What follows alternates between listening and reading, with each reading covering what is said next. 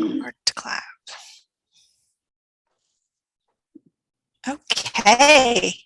Good evening. My name is Crystal Cobb, and I am the Program Quality Director this year. Thank you for joining us this evening. Tonight you will hear all the tips and tricks about hosting open house. It is my pleasure to introduce Deji Randle, who is a data enthusiast who works with a fintech company while running a small sport and media data company. Deji is on the DEI Council, where he is the voice of the minority community for his fintech company. And he is the vice president of the Elliott River Rambler Club, PEI, where his goal is to integrate a diverse, engaged membership. Deji is proficient in presentation mastery and is currently on the engaging humor path. Tonight, he will use his personal experience in managing events and the successful open house event at the Charlottetown Toastmasters Breakfast Club to depict how the clubs can showcase themselves through hosting an open house event. The presentation will cover the planning, promotion, and execution of an open house with examples and illustrations from the successful open house that the Charlottetown Toastmasters Breakfast Club held. Please help me welcome Deji Randle as he presents Hosting an Open House. Deji, over to you. Thank you very much, Crystal. That presentation or that introduction sounded better when you read it than I wrote. All right, guys. So I'm going to share my screen right now, and I'm running through running an open house, pretty much from my personal experience running an open house during the pandemic, and was really strictly mainly an online thing. So before I proceed, I need to let you guys know that I speak fast. So if I speak too fast out of excitement, let me know. Crystal, please chat me up. I'd like to stop by 40 minutes. So just let me know when it's 35 minutes and I'll round up around 40 minutes. If we finish before 40 minutes, I have 2 demos I would like to show everyone. Yeah, all right, okay, so I proceed. Can we see my screen? Yes, I think we can see my screen. Excellent. So the lovely picture on the right side, on the left side is the open house that we did in Charlottetown Breakfast Club. We had a struggle pretty much. We had 13 members and we needed to increase the growth of the club, and we ran an open house that I led. And at the end of the day, by the close of the Toastmaster year, we had 24 members, if I'm correct. And I want to believe that that was a success. And I'll use my experience with running this open house to kind of give you tips of how the open house is run. I proceed. What do you think an open house is? We're not selling houses here, so that's out of it, I'll bet. Please don't bring it up. So what do you think an open house is?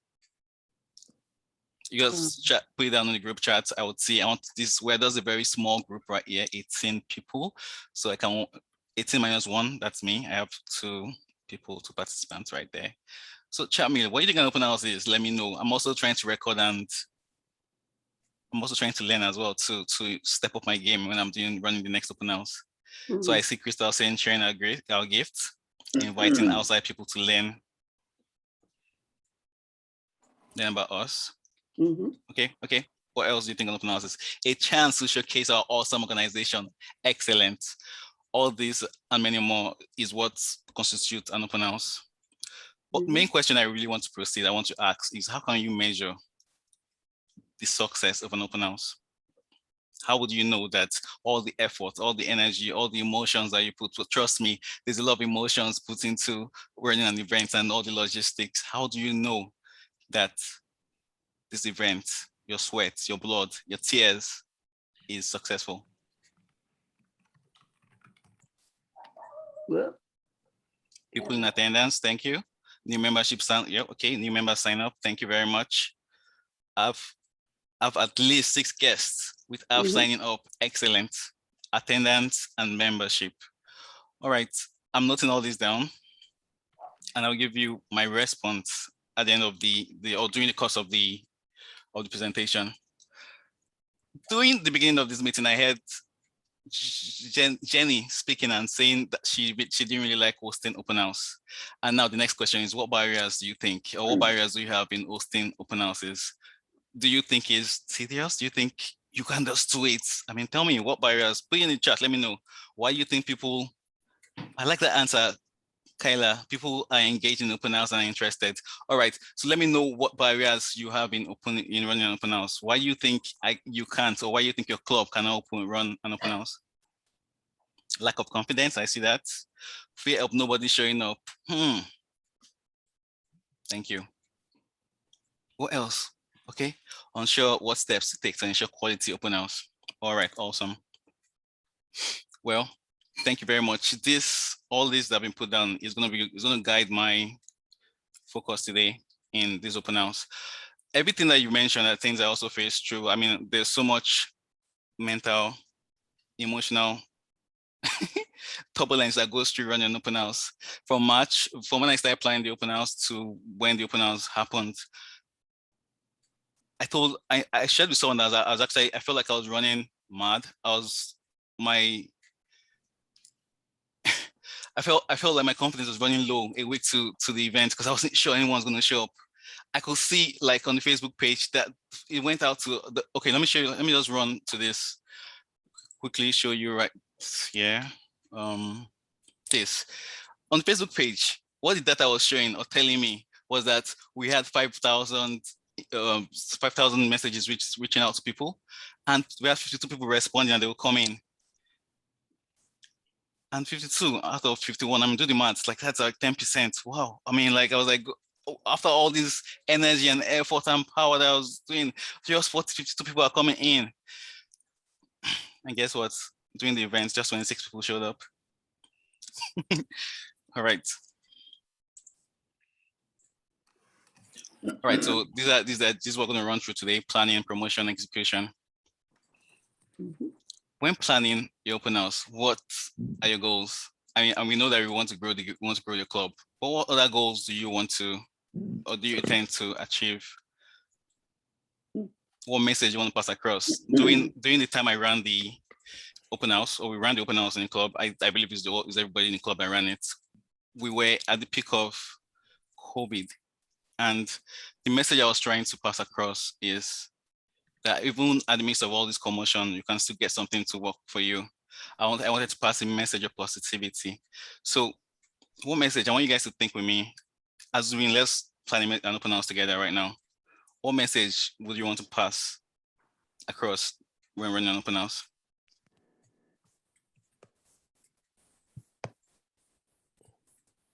How many people do you want, or do you hope to attend? How many people do you want to have in the open house? I wanted to have 52 people. I had 26. What actions do you want people to take in the midst of the open house, or after the open house, or before the open house? What do you want to achieve?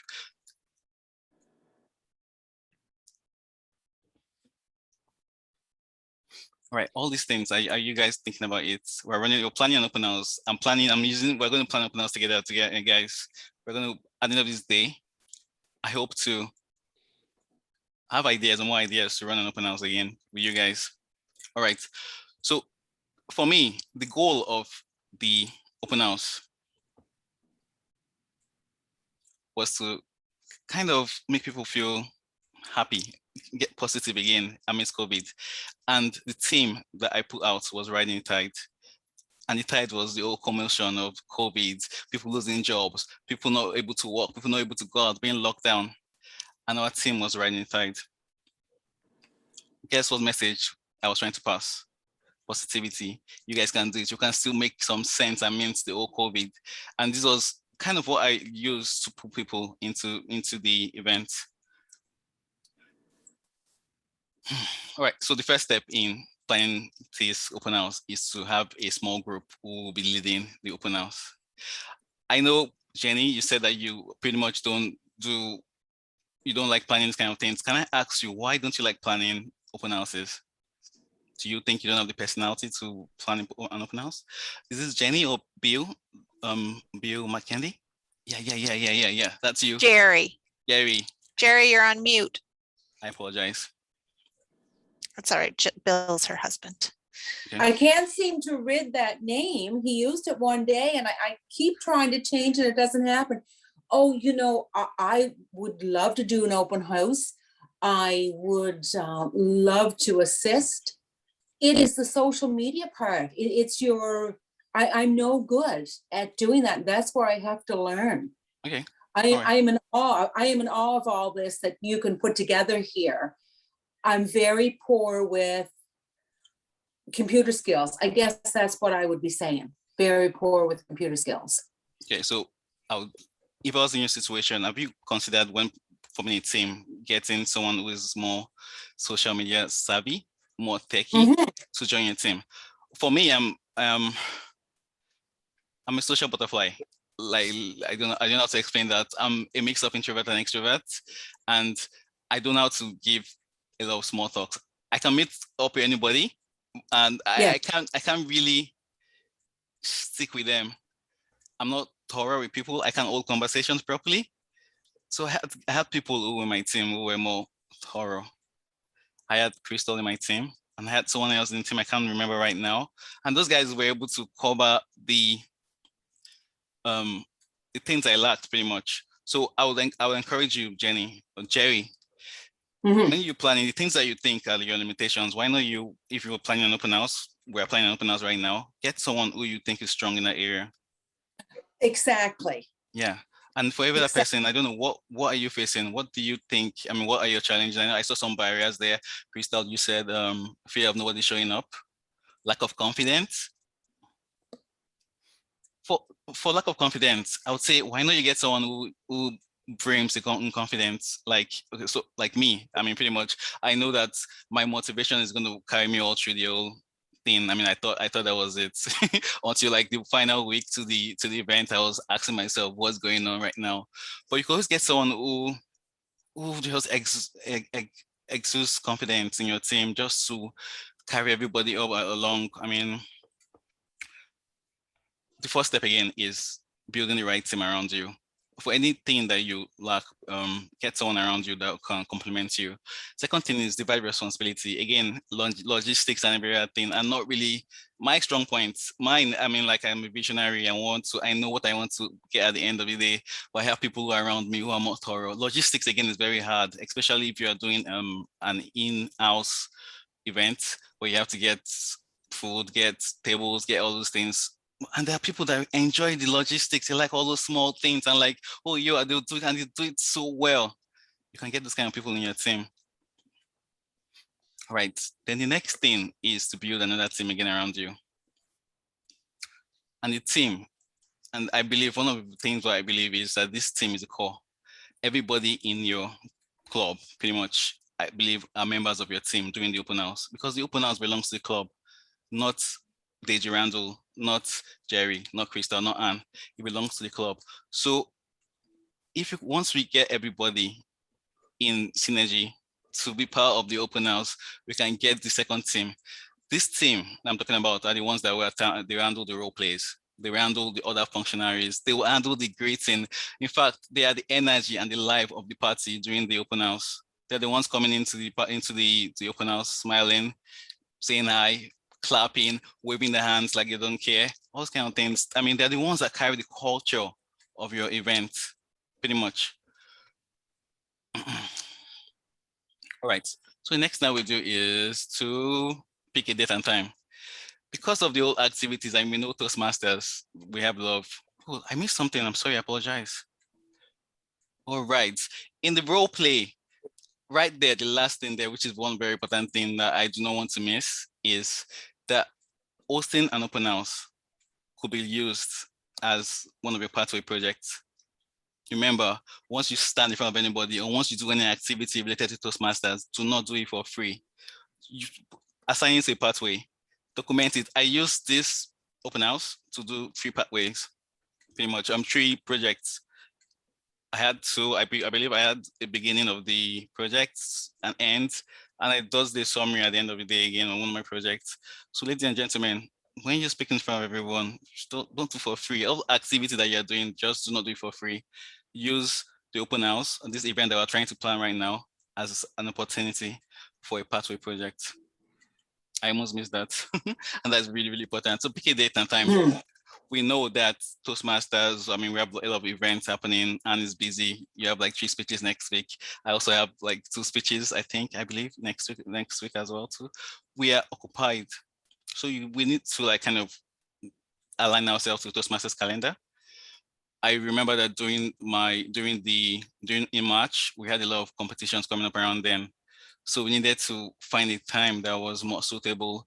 Our club meets on Tuesday, but I think we pushed it to a Saturday where it was more free for people to attend and for guests to come. I mean, if you, I guess we prefer a Saturday or a Tuesday morning.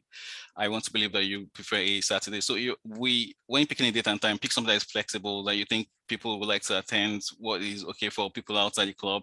And it's advisable to pick something that's outside your club meeting time. Because from my feedback I got, many people don't want to come out or show up around on a Tuesday morning. They rather come on a Saturday or another time. So just for flexibility's sake and just to expand your scope, try a date outside your club meeting time. Yeah. All right. So a time, also pick a time that's flexible. 7 a.m. in the morning. It's not really a very suitable time to pick. And most of the club competitions around, they all around 10 o'clock in the mornings or 9 o'clock in the morning. So why not you try around 12 o'clock? Yeah. Flexibility is very important, ladies and gentlemen, flexibility. So we move next to budget. You will say in the online meetings, we don't really have budgets, but now we're moving to blended meetings. We're moving to hybrid meetings. We need to get things in place. We need to get food. We need to get a venue. We need to get many things. So you need to sit down and decide how much money do you want to spend. And for online meetings, there's still a cost that you need to remember, the Zoom cost of Zoom. I paid for my Pro today. It was just $20. So even if you're spending $20, you need to document it right down there. Also, if you're doing an hosting, I know Jerry, you said you're moving you have blended now, an hybrid meeting. So if you're inviting people to your in-person meeting, you need to get some refreshments. They can't come in and go angry, you know. They say an angry man is an angry man. We don't want anyone getting angry. And always the pressure, everything you do really sticks. I mean, the small things you do, refreshments, decorations that you put in your place. Right. I mean, they stick to all these people, you know, and they go a long way. All right. So again, there's also a cost of designing pretty much. For doing the flyers and invitation, everything I did myself, I use Canva. Canva is the cheap tool that you have online. I'm just gonna move over to Canva right here. This is Canva. You can use it to design all your pretty much everything. If you're like an advanced user, you might want to go to Adobe PhotoWorks or anything. But for me and my club, what I've been using is pretty much Canva because it's cheap. Again, you're saving costs there.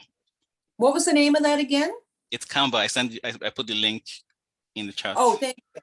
Thank you. All right. So if you're inviting a guest speaker, are you going to pay for the guest speaker to come there? Would you want to give the guest speaker a gift after the event? I mean, these are the questions that you need to ask and put them in your budget. It's important, even if you won't be spending anything, it's very important to have a budget in mind. And if you're not putting anything, put a $0 budget. So we know that, okay, at this, we did this, but they not incur any cost. All right. So we move to the meeting, the agenda pretty much. So I'll just show you an example of my agenda, the agenda we used in Chinatown Breakfast Club. It's pretty much the same kind of agenda, the kind of meeting kind of style where you have Toastmasters, we have speeches and every other thing. But one thing that I need you to focus on is that the goal of an open house is to keep everyone engaged, pretty much. So we advise everyone to do as many things and put as many things inside to make the members occupied, engaged, talking. We had 9 Toastmasters. We had 9 table topics during our club our club's events. I'm going to show, I have it right here, open house. Yes, so we had 9 table topics. So pretty much, I thought, just imagine out 24 people that came in, we got 9 people. We had 7 role players, so 7 minus 24 is, my math is going about 17, and we had 9 table topics. That means we had half the people speaking on that day. So were they engaged or not? I think they were engaged. I will give you some feedback. I'll show you some feedback that they had after the event.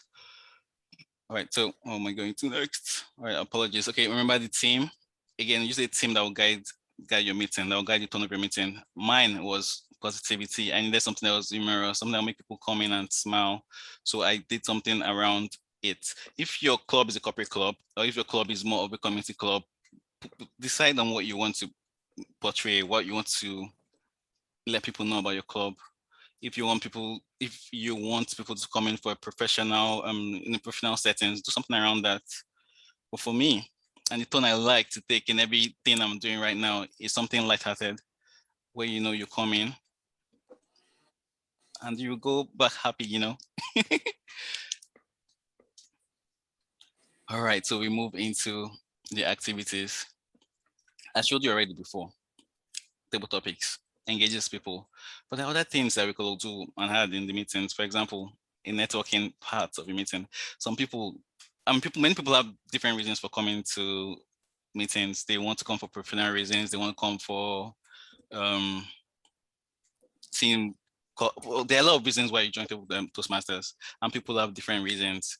So I want to believe that networking is one of the places that you could get people to meet that need. They can talk. They can talk in small groups. They can chat about what they want. They can do many things. So please, in your open house, put a spot for networking and for a break, pretty much, where people can get to know themselves, know the professional. I am a tech. I work for Celero. I'm a fintech guy. What I talk about is data and sports, pretty much. So I would like to be in a group where I know some people could be there to talk about sports right now, like Toronto Raptors played yesterday. That's an icebreaker for me already. Just tell me Raptors, and I love you throughout the whole meeting. I'm just going to be looking at you all through. So you need, aside from the whole speech evaluation, you just need something else to kind of break the ice for people. You know what I mean, right? All right. So also in your agenda, you need to let people know what the benefits of Toastmaster is. Introduce them to Pathway, pretty much the Pathway program that we'll be doing. I'm just going to show this right here.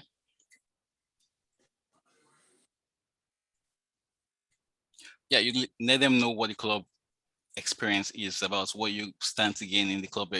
Pretty much all this will be under the basic structure of what you know already, which is our speeches, evaluation, table topics, interactive learning environment. This is key, and this is where table topics falls under. Introduce them to a Pathway, pretty much. Pathway is the program that we use right now in every club. So it's very important that you introduce the Pathway to everyone, so they will know what you guys are doing. Again, the goal of open house is to showcase what your club does. So showing them and telling them about Pathway is very important. One thing I think sells an open house, aside from all the things we've been saying, is personal experience. Sometimes they say when you talk about things, it stays, but when you give examples, real life examples, it sticks. Like it sticks. They can feel it. They can feel things like and experiences from your eyes. And I picked up some open house. Okay, I can't get this one. I put the personal example right there, and I shared it when I was talking to the guest. I'm sorry, I apologize for this. It's somewhere around there. I don't have it again. Okay, I had these 2 testimonials.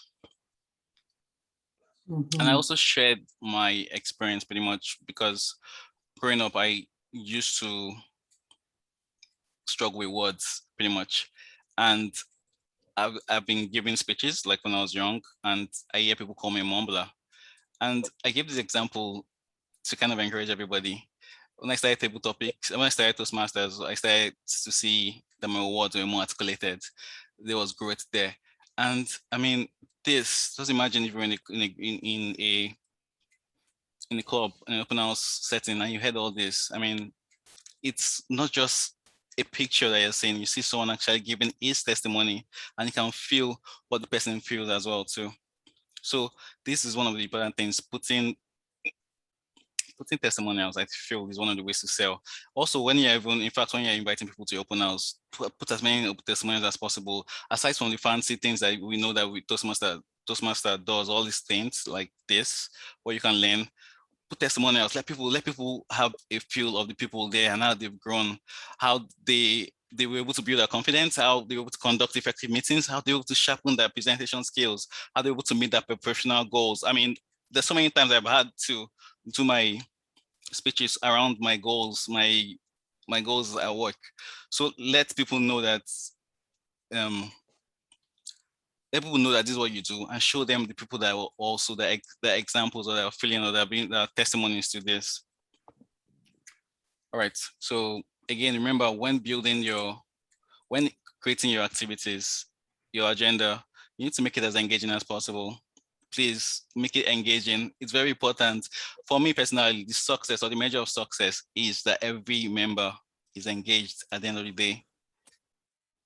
We don't want only one person talking throughout. I don't want only Deji talking throughout the meeting. I'm going to get bored if Deji speaks for 1 hour, 2 hours. We need Albert, we need Anne, we need Gary, we need Jerry, we need Linda, we need all of you speaking during the meeting. All right, so move to the next one. All right, so guest speaker. One way to pull people in is getting a guest speaker that people want to hear. It's an honey pot, pretty much.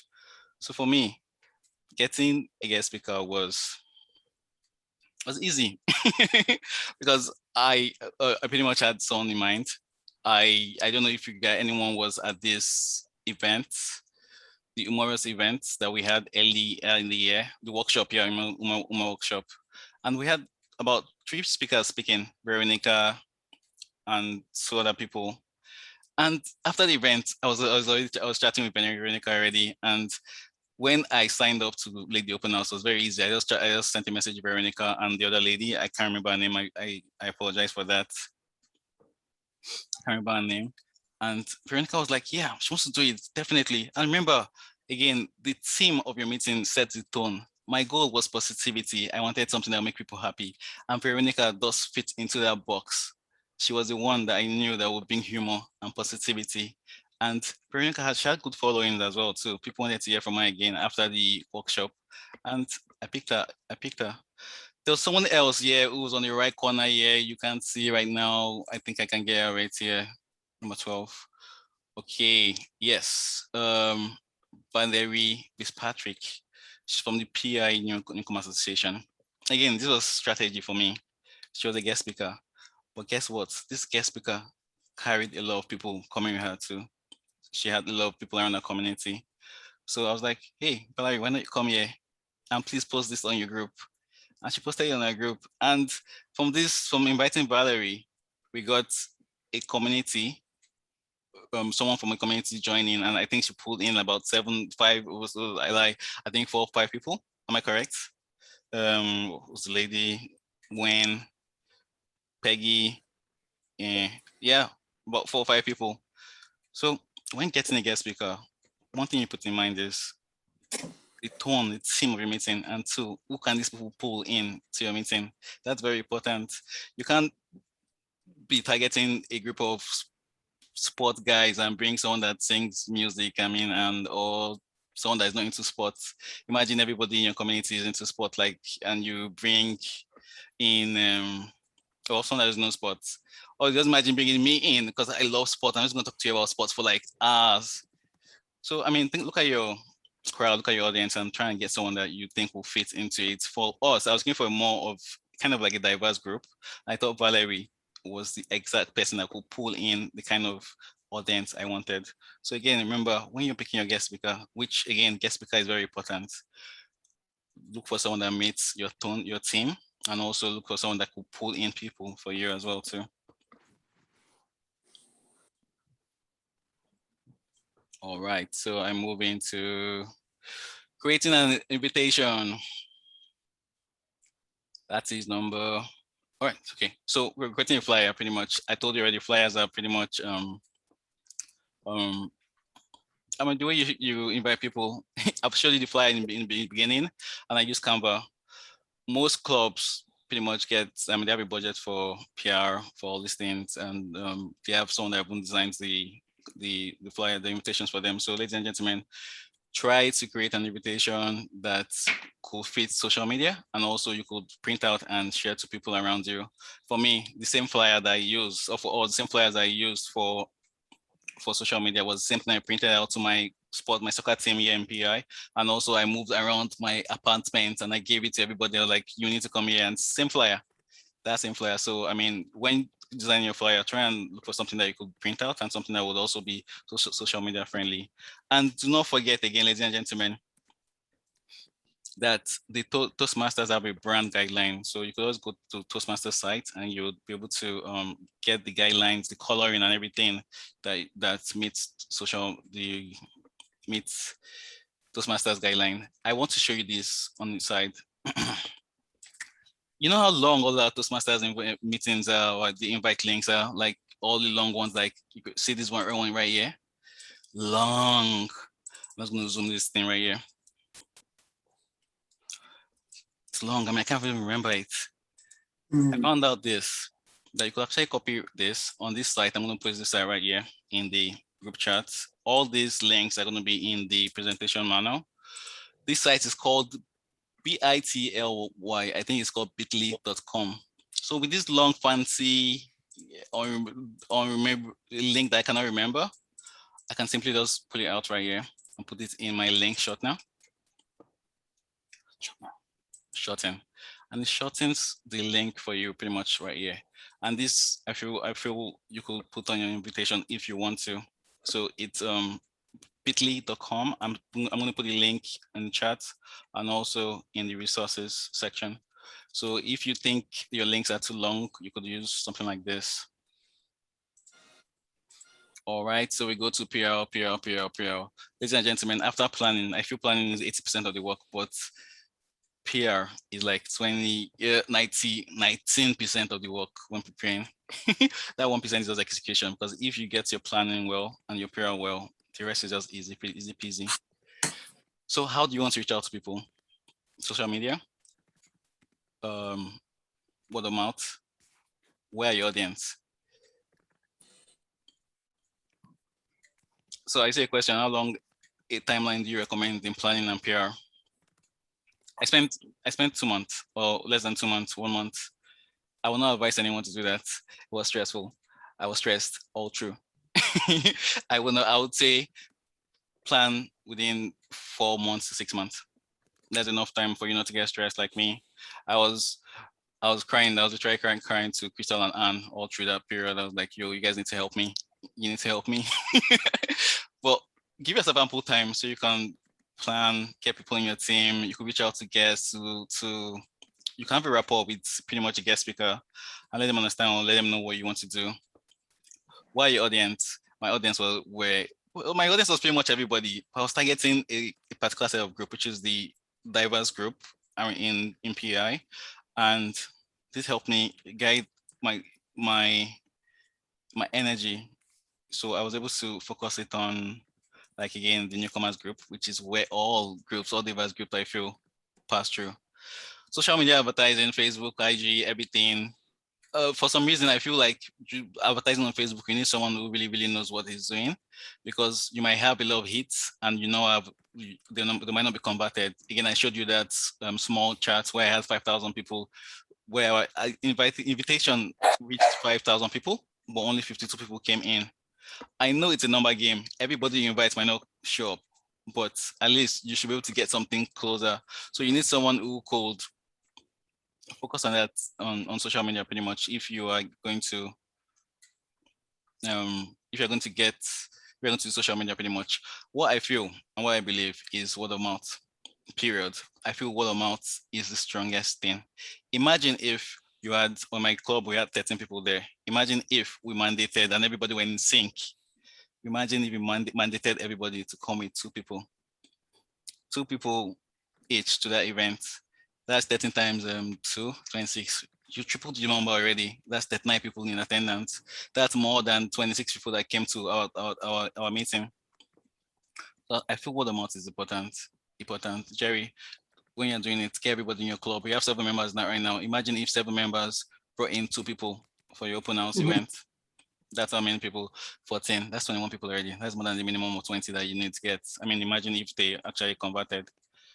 And some people might not even show, but the people that you invite, once they experience the culture and experience what you're doing in Toastmasters, which I still feel so many people don't even know what we do in Toastmasters. They get to invite other people, their testimonies, and they get to invite people. Again, like I said, one person where we got invited 4 people and they all joined. So there are things you need to look at. Also, I put a note right there that it is dexterous to pay up to 25%, $25 for boosting events on Facebook. So if you use Facebook to boost your events coming up, your events, you get refunded $25. Am I saying that right, Crystal? Anne? 25 American, 30 up to 30 Canadian, and 25 American. All right, excellent. Thank you very much. My pleasure. Right. Again, when doing and planning your PR, again, you have to be no sense and get ready to hear no. You get more no's than yes. But it's just part of the thing. I mean, PR, like imagine people that send messages to you every time. Imagine all the ads that you see on Facebook and you just skip. Those are no's. And they're part of life. I mean, there are things that I mean, we invited about 5,000 people and we had only 52 people responding. Imagine. So you're gonna get no's, but again, it's a number game. If you invite 10 people and again, the number game is 80 to 20. You invite out of the 100 people that you invite, 80 people would say no, 20 people will say yes. So imagine you invited 10 people, 8 people say no, and you have those 2 people saying yes. And out of those 2 people, only 1 will come. I mean, so it's a number game. The more people you reach out to, the more people that you might get in the open house. All right, so 15. About wrapping up, if you have any question, please put it around. So again, personal anecdotes. During the event, when you did it now, people want to hear or they want to see what you're doing. Or what people want to see more is how they want people to show how Toastmasters has affected them. I give you examples of me. I was one of the guys that, like I and Crystal, we are the ones that kind of began the event. And I was one that gave my example. I gave my real life example of how Toastmasters that changed me. 10 years ago, I probably would not have done this. I probably would have been begging someone else to do it for me. And be like, oh, yo, I'm not doing this. I can't do this. No, I can't. I mean, I gave a speech that said I can't. Pretty much what has been plaguing me all my life. When I don't want to, I mean, I've done some speeches and they went terrible. And I just went like, I can't do this. But when I was able to tell people my struggles and see how it changed and how I could do what I'm doing right now, I mean, it could speak to people, they could sell to people, they could feel what we're saying, not just see, they could feel and they could like experience a first-hand benefit of Toastmasters through me. We could also use different people, like the 2 guys I showed you. I showed you could use different people who are like well known, like Mike Fasholo and Roger Sisa. People want to again see examples and they want to be encouraged by what they see. They want to feel. They don't want it to be just an educational event. They want real life testimonies. They want to feel, touch, and see what you're saying. And again, the last part is really important. Skills that how the skills I've applied to Toastmasters. I would say that again, what has helped me I currently work for Celero. I am a level 3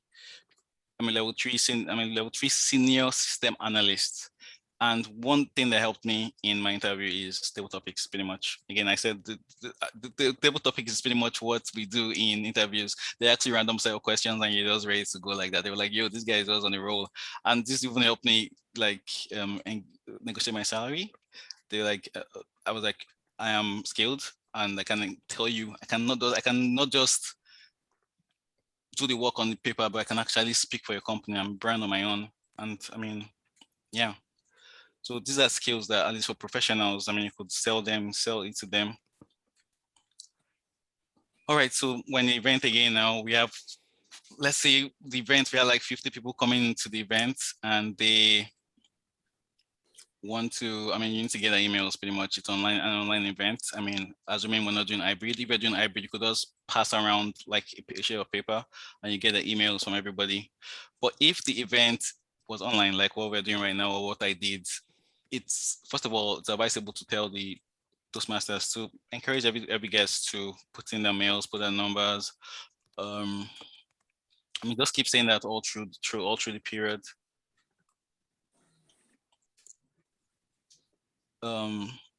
There's a trick I found out on how to collect emails when you're logging in. What did I do during pre-registration? Okay, I will tell you that. But when inviting people during Zoom, you can actually do this. I opened this right here. Okay. You can, when you schedule a meeting right here, I have a link on the resource that is going to help you out with this. Okay, right here. Schedule meetings. All right, so I scheduled a meeting. Oh no. Okay, when you schedule a meeting like this, edit.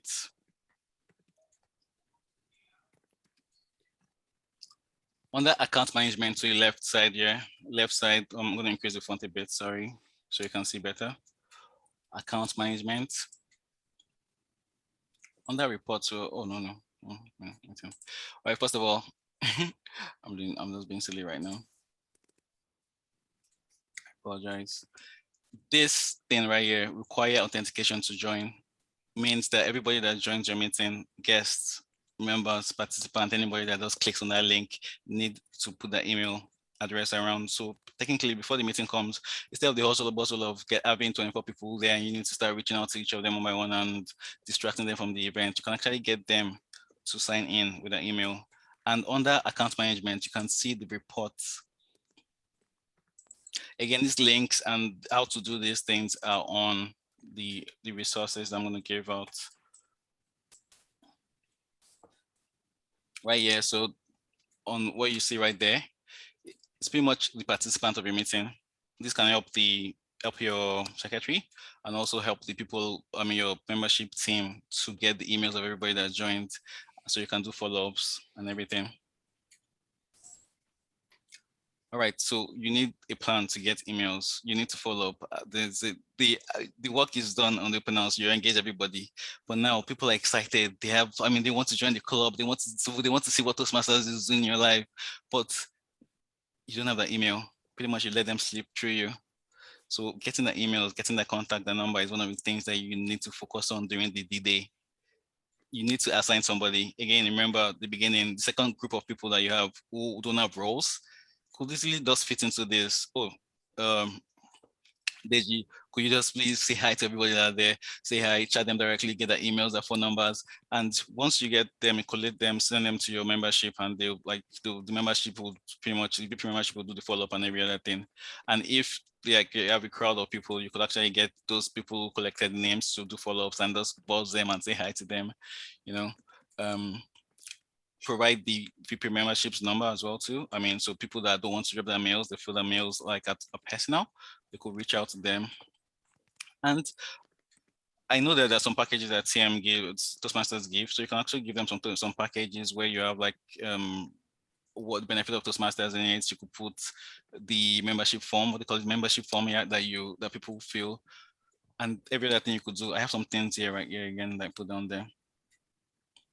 Again, saying thank you is very important because thank you is really big to so many people. Thank you for joining. Thank you for taking all that time to come and attend our meetings and every other thing.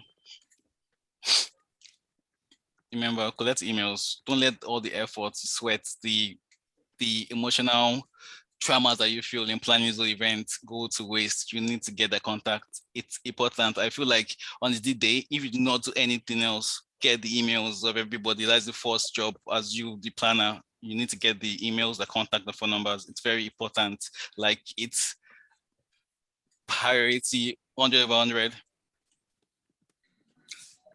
Okay, so the data has come, it has gone. You are pretty much evaluating what you are doing, how well you did, and every other thing. One thing you need to remember is that don't kill yourself, don't flog yourself, don't. If you didn't get the amount of people that you wanted to go, like I know someone said that the fear of people not showing up. I mean, you plan an event, that's something you should be happy about. You plan an event, you go to do your project around it again. I expected 52 people, 24 people, 26 people showed up. I mean, I should be killing myself and beating myself up. But out of that 24 people that came in, we got 13, 11 people joining the club pretty much through that event. Think about what you did. Think about the gaps that you noticed. I mean, there's so many gaps I noticed I have a report on the site where I noticed the gaps I made, especially my number one gap is converting my conversion rate of people that responded and people that showed up for the event. I mean, sit down there and just look at people and ask yourselves what gaps you see during the event and look at the data again. The data is very big. This data I showed earlier, response attendance. Again, I told when it comes to marketing and communication and PR, it's about numbers. The more people you reach, the more people that will join and every other thing. And right, okay, so that's pretty much everything. Again, I am done with talking. I have 40 minutes left. I want to leave some time for questions and answers. I have a full page of resources that you can use. I sent it out to Anne and Crystal. And I'm done, ladies and gentlemen. Questions, discussions, contribution, comments. I'm happy to respond. And if I can respond, I have Anne and Crystal, my low-key mentors here with me to respond for me. All right, thank you very much.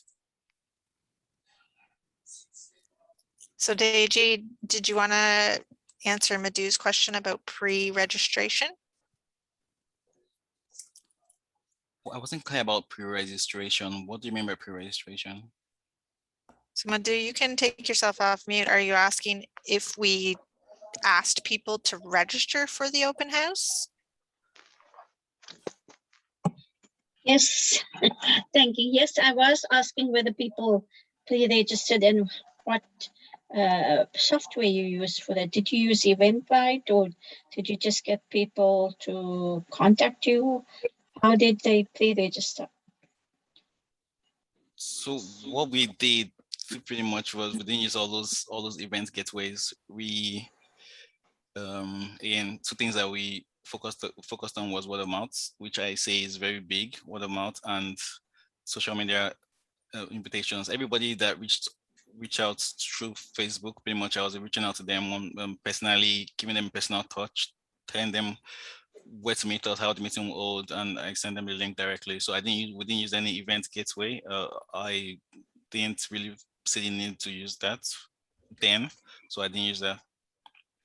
So it's pretty much reach us through the Facebook page and you get all the information through there. But you can use Eventbrite, you can use Google Doc as well too, as your event gateway pretty much.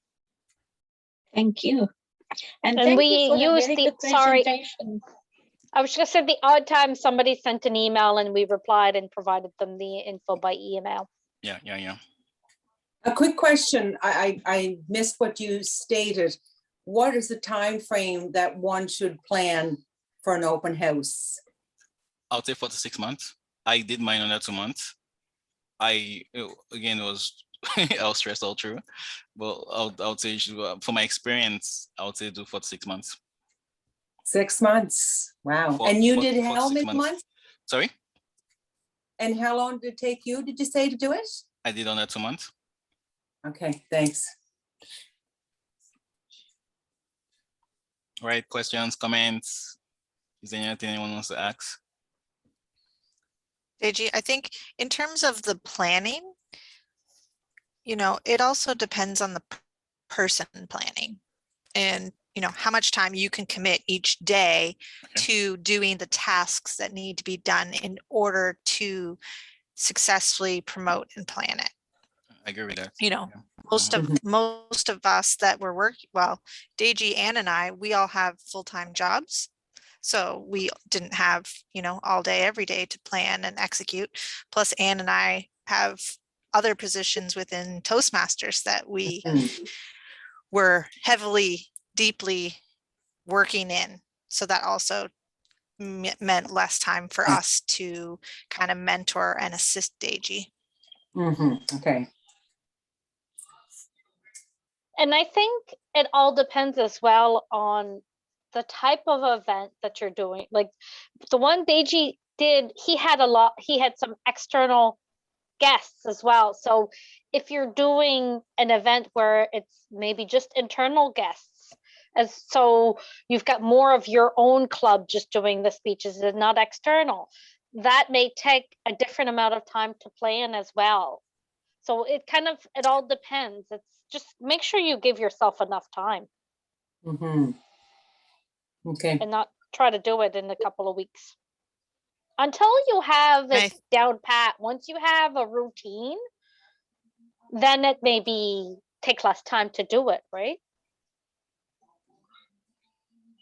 I think it might be helpful to also share, because the district does offer that $25 US, 30 Canadian to boost your Facebook event. And I know you were the one that boosted the Breakfast Club one. Can you give us an idea of how often, what kind of target you put in terms of the Facebook boosting, so that people have a little bit of an idea? Sure. What I ended up doing, for those of you who have done some Facebook posting or some boosting, once you get in, you have to kind of pick who your target audience is. And it can be a little bit daunting, because the more people you invite, the more expensive it's going to become. So I targeted the area, Charlottetown and kind of surrounding areas. I think it was 50-kilometer radius. But then I think I targeted, I've done a couple of open houses since then, so I'm trying to remember. But I think I targeted more professional, like office, government, universities, entrepreneurs, things like that. And I can't remember the whole list, but there's a big list that you can go through and target. And you can target an age group if you're very specific and you want an age group. I think I had 18 to 65 or 85. And the longer you post, again, the more expensive it is. So I find the boostings that I've done for different clubs have been roughly between 7 and 10 days. And you can reach 4,000 to 6,000 people, because then it shows up like a sponsored ad in your news on your feed. So then you see it. So that's how it's tracking that the guests to check out the event and the club, because it's coming up as an ad on your Facebook feed. So that would be one ad that we would put in for the open house. We would be reimbursed $25. So that ad would have to be very informative. Well, it would have to be, you would create a Facebook event. So then your Facebook event would have a picture, at least a picture, and then a description, but then you can post some more on it in anticipation of the event. But you would boast that one event.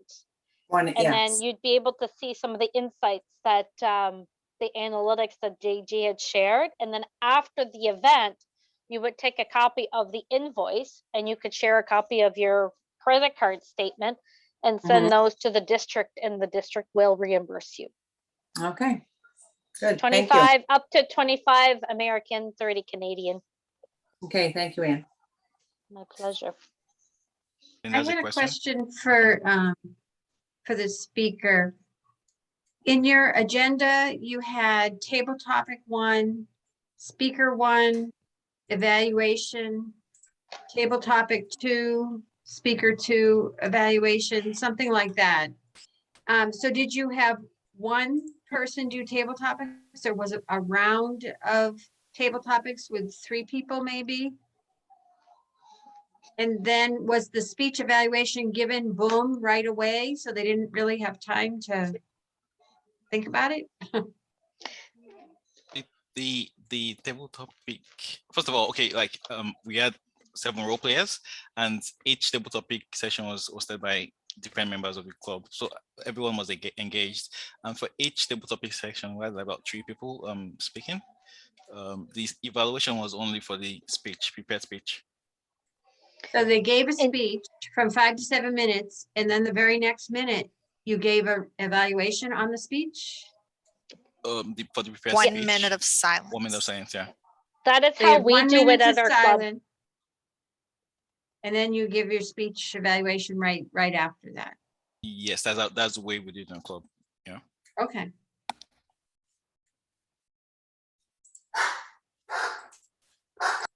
And if I'm not mistaken, DG and Crystal, we did that agenda that way just to make it more interactive and, Oh, and yes. have more participation so that it wasn't a guest speaker, and then the club members. It was kind of strategic to have a guest speaker and then table topics, then a Mhm. prepared speech, then an evaluation, then a table, then a prepared speaker Yeah, again. again, the goal is to get an engaged audience, get everyone talking. We just don't want anyone, Yeah. we don't want Deji alone speaking all through. So we needed to get people talking in different pockets all through.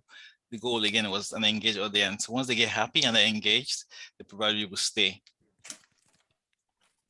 We also divided up the table topics because there were some people that said, oh, I can come for an hour at the beginning, or I can't come till noon, or whatever it was. And we wanted the people that couldn't attend the whole session to be able to see the different parts of our meeting and what those benefits were. So that is another reason why we broke it up into 3 separate times and put the speakers in between.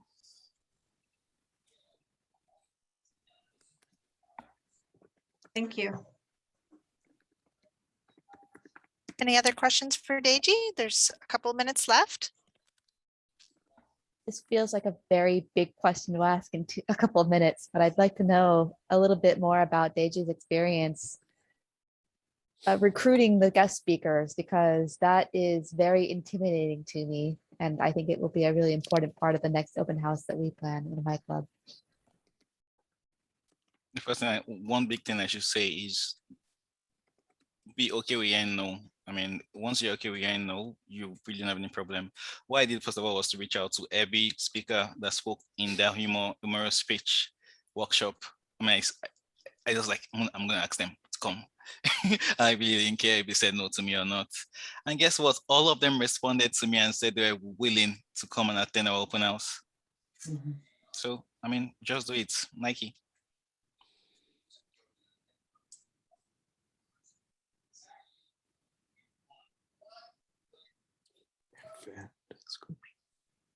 Just to say, I mean, I know it's the most time up again. Open house is fun. I mean, even though I was stressed, I had fun all through.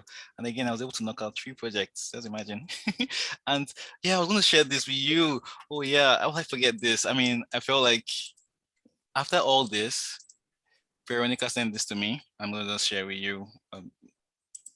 It's one of the highlights I had in the event. All right, aside the testimonials that I got from different people who said, oh, I really like the idea of being evaluated on speeches and suggesting improvement areas. People also said the keynote speaker had gone through a lot. Well, the way I spoke as well was the way Veronica spoke. She shared her life and she was like transparent to everyone. And people were really, really connected. And we had other people saying, I would like to try table topics. Again, we had 9 table topics. Everyone was pretty much engaged all through. That was our focus. Get an engaged audience. And Simon, who is a member of Chinatown Toastmasters now, said he enjoyed the natural humor of the club. But one thing, the highlight of the whole open house to me was what Veronica sent to me. She said, thank you for the honor of speaking in Chinatown Toastmasters. It was a dream come true to visit Canada without a passport and to meet the Toastmasters Club. My creativity sometimes lead me to unconventional speeches, but I show up at times. Oh yeah, there's a part I really want to go to.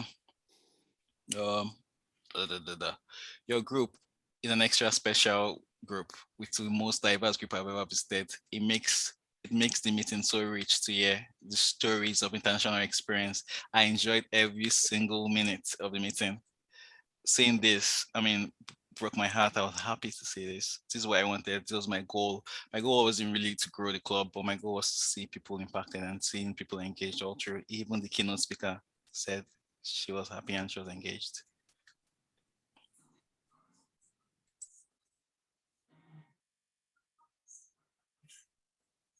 Awesome. Well, Deji, thank you so much for sharing your expertise and all the details that you went through in terms of planning our successful open house. I hope that everyone here had a chance to learn something new, maybe take some tips back, and are thinking of hosting your own open house, because now is the time to start recruiting members and telling people that you know about Toastmasters, sharing the benefits. What has it done for you personally? As Deji said, word of mouth is really powerful. If you need some help or you have more questions, definitely reach out to myself. I'm sure Deji wouldn't mind answering some questions as well. I can get you in touch with him. Anne's here to help in terms of the promotion as well. She did a lot of boosting for different events. So if you have questions about that, reach out. Look in your community for guest speakers. It doesn't necessarily have to be someone talking about Toastmasters. One of the ladies that came to ours, she talked about the Association of the Newcomers and what they do in PEI for people who are just coming and transitioning to life here. So actually, a lot of Toastmasters learned about an organization that they didn't really know anything about. And when she came, as DG mentioned, she brought people with her, and those people have now joined our club. So think outside the box of Toastmasters and invite people that have an interesting story to share, or maybe it's tax season and people want to learn about how to prepare taxes. It can be anything. And, you know, make sure you set reasonable time frames for these people to share and bring the energy. So as it is a couple minutes past, I will let you go for this evening. Be sure to check us out next month, December. What is the date offhand here? Let me, oh no, not December, November. Our webinar is on the 21st, starts at 7 p.m. Eastern, 7 p.m. Eastern, 8 p.m. Atlantic, and it's all about club growth. So we look forward to seeing you there. Thanks so much.